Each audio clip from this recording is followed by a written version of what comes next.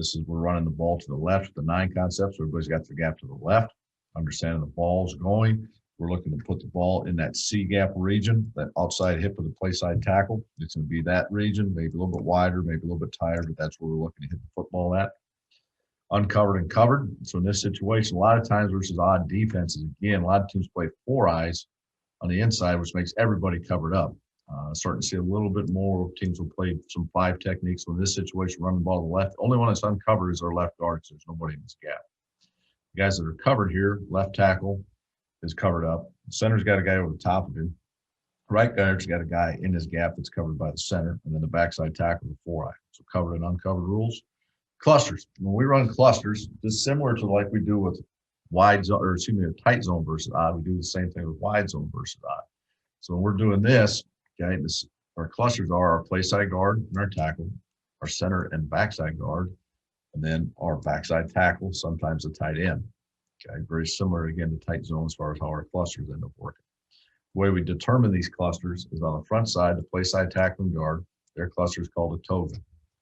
T and a G tells you it's tackle and guard. The old part of it tells you it's a little bit more of an outside play. The center and the backside guard, if we're working to the backside linebacker, it's called a Scuba. So again, you got an S and you got a C.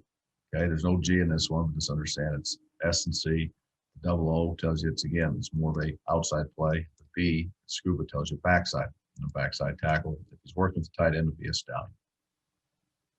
So again, the ID, because when we're running wide zone versus odd, our rule is, and this only one where it's a little bit different, is we're working first thing, head up, back.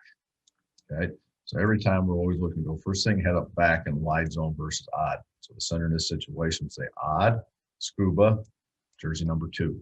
Front side would say Toga to this dude, and backside tackle has nothing to work to, so we'd be working a solid, and he would say solid, regardless if there's a tight end lined up to him or not.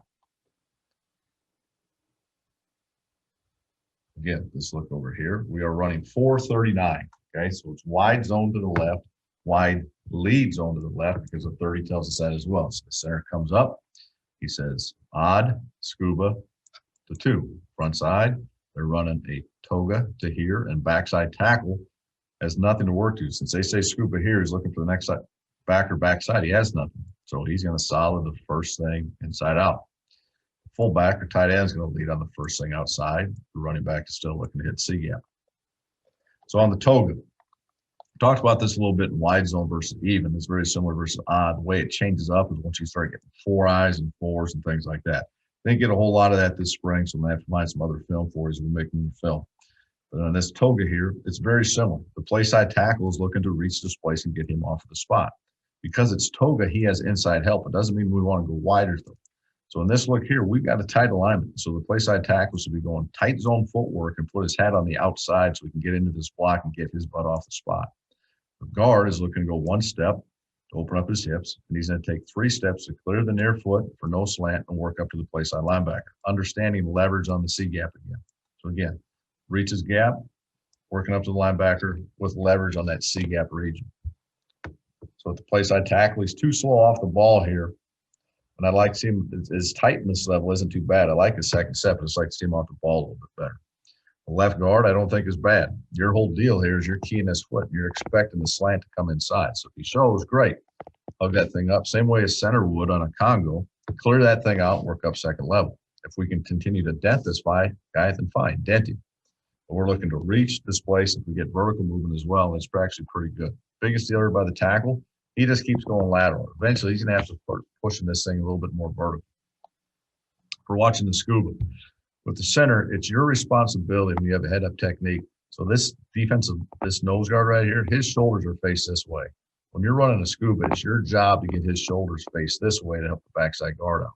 So really what you're trying to do is take your hips from here to here and get that shoulder turned.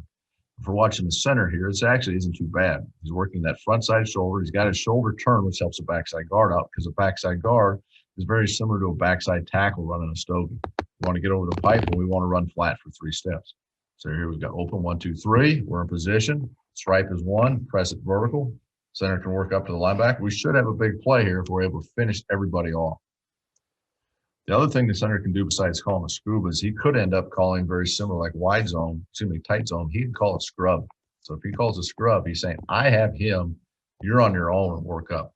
Do that a little bit more in tight zone than we do in wide zone, or we do that more if the backer's further back. But here the Scuba calls good. The Scuba look here is actually pretty good. Now it's looking at the backside tackle, okay?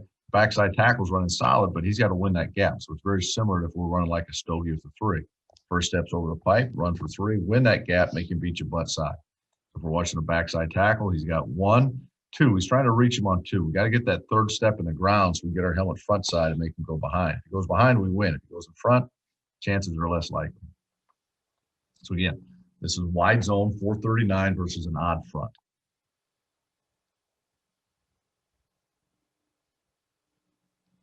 Okay, now we go to the next play. So in this look over here, we've got 438, okay?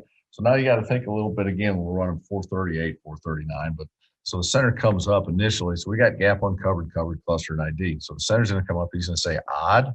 He's going to go Scuba to the backside linebacker. First thing, head up backside. So he's working right here on. Our play side tackle and guard would normally be thinking that they'd be running a Toga to this linebacker, which is what we used to do originally, is that they'd run here, and because it's 38, they'd leave that guy for the fullback. But now we've changed it up. So the center comes up. He says odd, Scuba here.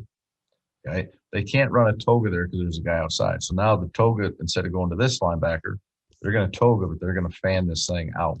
So now they're going to reach displace. Because it's 38, the fullback can fit on the play side linebacker. The backside tackle, because the Scuba's going here, has nothing to work to. So he should say solid, which means the backside tight end can block whatever shows in the C gap. So we'll go through this a little bit. So again, center, he can go Scuba, backside linebacker. This would be another situation here where he could go scrub, take it on his own, and then release the guard up and through because this guy's so far back. But what ends up doing here is he runs a Scuba, okay, and he ends up setting the edge. So when the backside guard opens up his hips and he's running for 3, if the center's caught up, fine. Just go around it and find the backside linebacker instead. But we'd rather, if we could, get the center up and through and get the guard cut off. But this is a good play by the guard, just going around it and getting up to the backside linebacker. If we're watching a backside tackle on the solid here, he's open up his hips. You got to get to 3 steps. Looks like we kind of did it on 2 here. I think we'd rather get to 3. But he does a good job putting his hat there and running it until he runs into somebody else and then scrapes him off, which is really what it is we're trying to do. Now on the front side here, okay, because we call a fan, the play side tackle has no help. So his responsibility is to reach this place. Same thing that we talked about in the even. We got a wide technique. He's standing up, so jump him, get him off the spot, try to get him to the numbers if you can, just like we would be doing on tight zone. Okay, not too bad there. We just got to be able to bend and finish better with their play side tackle.